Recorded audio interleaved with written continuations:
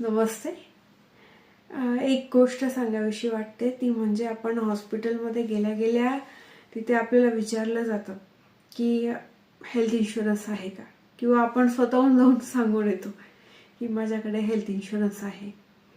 अशा वेळेस काय होतं, त्यांना जेव्हा कळतं की हेल्थ इन्शुरन्स आहे, ते तुमचं जे बिल आहे ते इन्फ्लेट करतात. म्हणजे एक्स्ट्रा प्रोसिजर्स टाकतील, स्कॅन्स, टेस्ट, एक्स्ट्रा रिपोर्ट्स, हे सगळं ॲड करून बिल इन्फ्लेट करता येतं, म्हणजे बिल वाढवता येतं.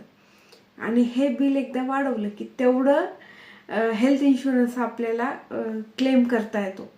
पण अशा वेळेस तुमचा क्लेम रिजेक्ट होऊ शकतो, कारण ओव्हर बिलिंग आणि फ्रॉड या केसेस इझिली आजकाल पकडल्या जातात. आणि हे जर लक्षात आलं इन्शुरन्स कंपनीला, तर ते बिल रिजेक्ट करते.